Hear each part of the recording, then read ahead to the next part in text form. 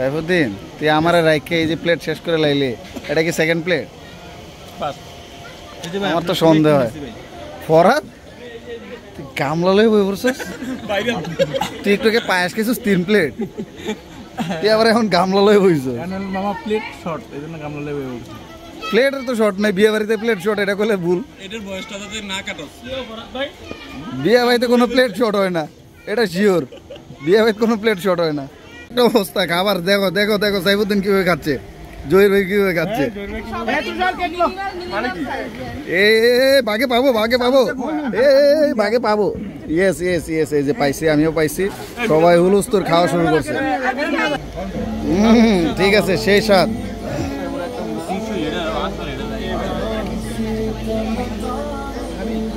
আসসালামু আলাইকুম, আবার চলে আসলাম অন্য একটা ব্লগ নিয়ে।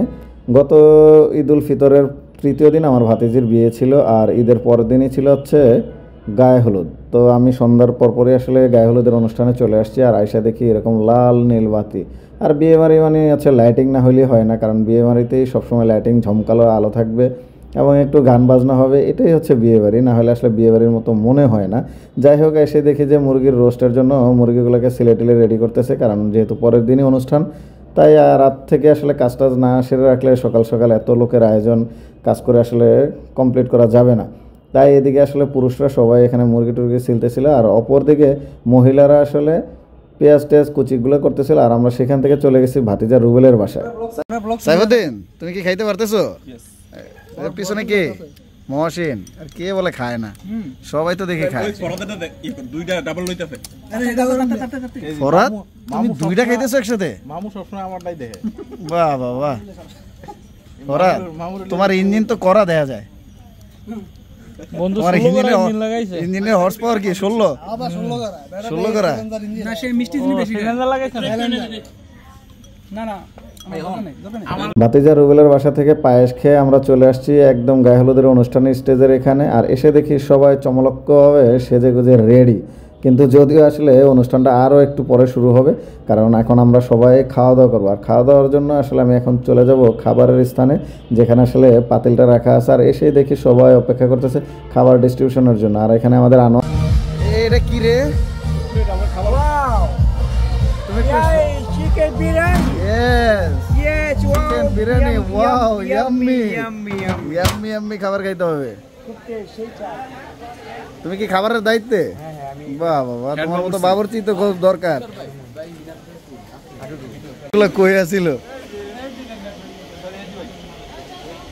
সাইফুদ্দিন, তুই আমার রাইকে এই যে প্লেট শেষ করে লাইলি, এটা কি সেকেন্ড প্লেট? আমার তো সন্দেহ হয়। ফরহাদ, তুই গামলা লই বই পড়ছিস? তুই একটু পায়েস খেয়েছিস 3 প্লেট, তুই আবার এখন গামলা লই বইছিস? মামা প্লেট শর্ট, এজন্য গামলা লই বইছি। প্লেটের তো শর্ট নাই, বিয়ে বাড়িতে প্লেট শর্ট, এটা করলে ভুল। এটার বয়সটা যাতে না কাটছ। বিয়ে বাড়িতে কোনো প্লেট শর্ট হয় না, এটা শিওর। বিয়ে বাড়িতে কোনো প্লেট শর্ট হয় না। এই যে মাসি বসলে আপনার ফুড ব্লগিং কিন্তু সমস্যা হবে না, বুঝতে হবে যে খাবার পিওর, এই জন্য মাসি বসে। খাবার দাও। আরে আমার বাস্তি মাসি তারাইতে ব্যস্ত।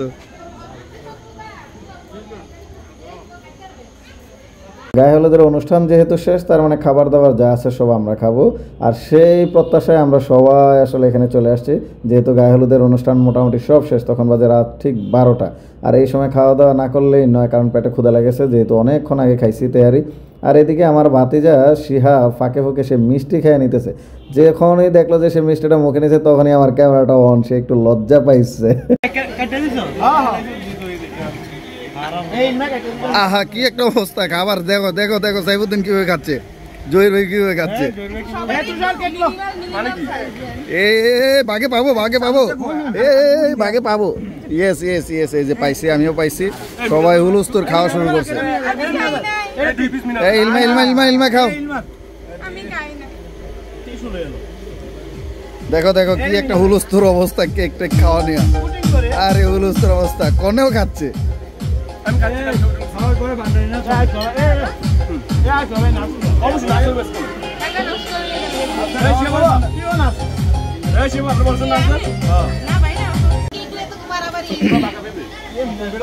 এই পেঁপেটা কি আমরা খাবো না?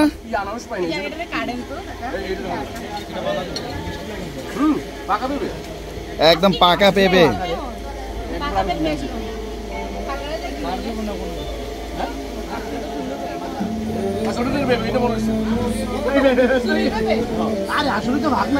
একদম পাকা পেঁপে, পাকা পেঁপে, পেঁপে রে পেঁপে। ঠিক আছে, সেই স্বাদ।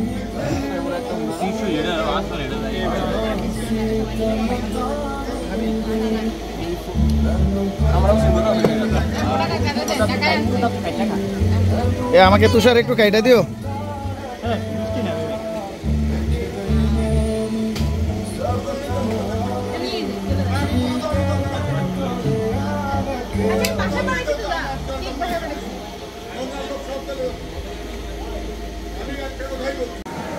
আরে খাইতে খাইতে আমাদের আসরের নামাজের আজান দিয়ে দিল না। যেহেতু সবাইকে খাওয়াইতে হয়েছে তাই আসলে আমরা সেই সময় খাইতে পারিনি। এখন খাওয়া দাওয়া শেষ, বরপক্ষ চলে যাবে, তাই আমরা সবাই মিলে বসে গেলাম, যারা খাওয়াইছিলাম তারা খাইতে। সাইফুদ্দিন, এক লগে এত খাবার খাইতেছো তুমি? আরে সাইফুদ্দিন দাঁড়ায় দাঁড়ায় খাওয়া শুরু করছো, একটু বইসা খা, রিল্যাক্সে বইসা রিল্যাক্সে খা। সাইফুদ্দিন কি কি নিছো তুমি? চিংড়ি, রোস্ট, শসা। তুমি এত খাইতে পারো? বাহ বাবা সাইফুদ্দিন।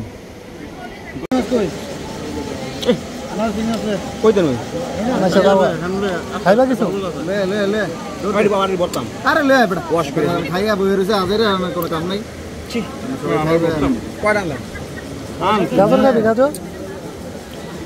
খাওয়াই হ্যাঁ খাইতে পারো।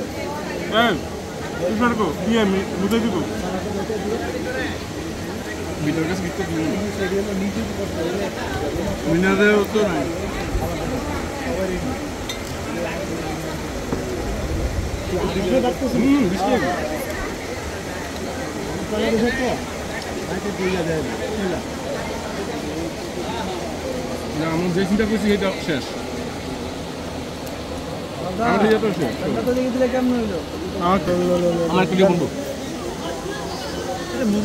কার মধ্যে চিংড়ি মাছটাই খাম, আর কিছু খাইতাম না। আর একটা দিয়ে চিংড়ি বাতান লং মুজা ডাক দে, চেষ্টা লাগতেছি। টমেটো দেন, আমি এটাই খাম, আর কিছু খাবো না। দে বাড়া দে, বাড়া দে, আর একটু বাড়া দে, জলটা বাড়া দে।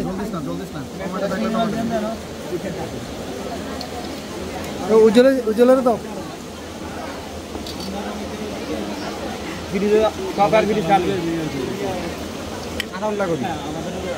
ওরা আমি না খাইতে খাইতে দেবো। বেরোলস না? কি কি লাগবো? মানে ভিডিও আমার সবার সামনে না ও দিয়ে করবে ওটা। ঠিক আছে। আমার বুঝতে পারছ না? এই লুক স্মাইল এই লুক চিংড়ি মাছ 3টা লইছে। হ্যালো 3টা লইছে, 3টা। এই যে চিংড়ি মাছ 3টা লইছে। এখন চিংড়ি মাছের মাথার ইয়া প্রমাণ নিবা? এখনো আছে। চিংড়ি মাছের মাথা আরো আছে তার জন্য। চিংড়ি মাছের মাথার গুলি একটা পাওয়া গেছে। এই যে 3টা কি পাবো? তুমি তো সবগুলো খাইয়া ফেলছো। বাকি দে, এই যে বাকিগুলো চিংড়ি মাছটা বেশি হয়েছে, 3টা না 6টা দেন বাইরে, সমস্যা নেই। না রে ভিডিও করে একটু।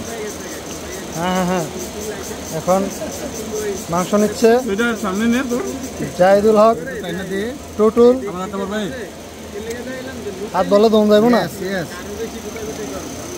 সেই লেভেলের একটা হার নেওয়া হয়েছে। আর নাই নলি টলি ভাই সবসময় নলির উপরেই থাকে, আমার নলি ছাড়া আর কিছু খাইতে। এখন নলি খুঁজতে আছে। বেটা তুই গায়ে কি করবি? ভাই একের একটা নলি পাইছে। হ্যাঁ বলে হান্ডিটা দিন না না, হান্ডিটা নিয়ে না, আমার আর লাগবে না। কি খাইতে হইব, আপনি তো হইব খান আগে, মায়া দেখতে যাইতে নিত না তো।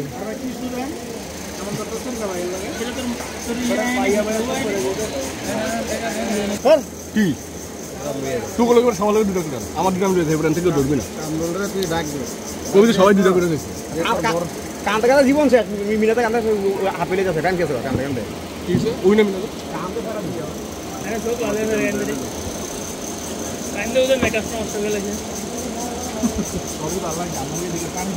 এইদিকে ভাতিজিকে আসলে গাড়িতে করে নিয়ে যাবে এখন তার শ্বশুরবাড়ি। আর আমরা যেহেতু আসলে সবাই একসাথে খাইতে বসছি, ঠিক সেই সময়টায় নিয়ে যাচ্ছে, তাই আমরা বিদায় টাইমটাতে এখানে আসতে পারি নাই। তো অন্য একজন আসলে ভিডিওটা করে দিছিল বিদায়ের। তো আমরা আবার পরের দিন ভাতিজির বাসায় যাব, তো সেই জন্য আমরা পরের দিন সবাই গাড়ির জন্য অপেক্ষা করতেছি, আর গাড়িও চলেও আসছে। এখন আমরা গাড়িতে উঠে ভাতিজির বাসায় চলে যাব, কারণ বিয়েবাড়ি মানেই তো হচ্ছে বউ ভাত আর খাওয়ান দাওয়ান প্রচুর খাইতে হবে। মানে তুমি একলা একলা যাওয়ার জন্য আগে আগে সামনের সিটে বসে পড়লা, এটা কি ঠিক হইলো? খুবই মানে বাজে একটা কাজ করলা, তুমি সবার সঙ্গ ত্যাগ করে তুমি সামনে বসার জন্য আরেকটা গাড়িতে উঠছো, এটা খুবই বাজে জিনিস। এখন আমরা ভাতিজির শ্বশুরবাড়ি চলে আসছি, আর এসে দেখি তাদের বাড়ির মেহমান সবার খাওয়া দাওয়া শেষ, আমরাই শুধুমাত্র আসলে মেহমান ছিলাম যারা এখন খাবো। আর বাসার আসলে এসে দেখি যে মোটামুটি খুব ঠান্ডা পরিবেশ ছিল, কারণ এখানে প্রচুর গাছপালা ছিল, যদিও কারেন্ট না থাকলে আসলে গাছপালা দিয়ে কোনো কাজ হয় না। আমরা খাওয়া দাওয়া শেষ করে আসলে বিদায়ের পর্ব নিচ্ছিলাম, কারণ বিদায়টা না নিলে আমাদের আরও রাত হয়ে যাবে। আর যদিও আমাদের বিদায়টা নিতে নিতে প্রায় সন্ধ্যা হয়ে গেছিলো, কারণ ওনারা রেডি হচ্ছে বলে আসলে কে যাবে, কে আসবে, কে কী করবে সেটা নিয়ে অনেক মোটামুটি জল্পনা কল্পনার পরে আমরা বাড়ি থেকে অবশেষে বের হয়েছি। প্রায় তখন বাজে 5:15, সেই সময়টাতে আসলে বের হইতে হইতে প্রায় সন্ধ্যাই হয়ে গেছে। তো কিছু করার নেই, যেহেতু আসলে মানুষের বাসায় গেছি তাদেরকে তো আর জোর করে টেনে নিয়ে আসতে পারি না। আর ভাতিজিকে আমরা গাড়িতে আসলে বসাই দিয়ে এবং ভাতিজির হাজব্যান্ড দুইজনকেই আসলে বসাই দিয়ে তারপর আমরা এখান থেকে রওনা দিচ্ছি। আর রওনা দিয়ে আমরা যেতে যেতে আমাদের বাসায় যেতে যেতে প্রায় সন্ধ্যা 6:30 বা 6টা বেজে গেছিলো, কারণ আমরা অনেকটা ঘুরে তারপর বাসায় গেছিলাম। আর আমি এই ভিডিওটাতে আসলে একটা মেসেজ দিতে চাই, সেটা হচ্ছে আমাদের আশেপাশে অনেক বিয়েবাড়ির অনুষ্ঠান হয়, অনেক প্রোগ্রাম হয়, তবে আমি সবাইকে একটা অনুরোধ করব, যদি তোমার পরিবার কিংবা আত্মীয়স্বজন কিংবা একান্ত ঘনিষ্ঠ কারো কোনো প্রোগ্রাম না হয় তাহলে তুমি সেই বাড়িতে যেও না। আর যদিও যাও তাহলে বিনয়ী হয়ে থাকবা, এবং তারা যতটুকু তোমাকে সম্মান দেয় বা যেভাবে তোমাকে বলে সেইটুকু সম্মান দিয়েই তাদের সাথে আচরণটা করো, কারণ বেয়াদবি করলে সেটা কিন্তু কখনোই ভালো একটা কিছু আসে না। আর না যাওয়াটাই, কারো পারিবারিক প্রোগ্রামে না যাওয়াটাই আমার কাছে খুব ভালো মনে হয়। আর যদিও যাও তাহলে অবশ্যই ওই বাড়ির লোকজনের সাথে কোনো প্রকার বেয়াদবি বা কোনো প্রকার উচ্ছৃঙ্খল আচরণ করো না, যেটা তোমার পরিবারের প্রশ্ন তুলবে, তোমার শিক্ষা দীক্ষাকে নিয়ে প্রশ্ন তুলবে, সেটা অবশ্যই তোমার বাবা মায়ের জন্য আসলে লজ্জাজনক। আর এই পুরো ভিডিওটাতে আমাদের একটু গ্যাঞ্জাম হয়েছিল, যেটা আসলে অপ্রীতিকর ছিল, যেটা আমার কাম্য ছিল না। আর যাই হোক, আজকের মতো এখানে শেষ। ভাতিজির বিয়েতে আমরা সবাই খুব আনন্দ করছিলাম এবং খুব মাস্তি করছি, যেটাতে সবচেয়ে বেশি শিহাব খাওয়া দাওয়া করছে। সবাই তোমরা দেখছো, যেখানেই গেছে শিহাব খাইছে।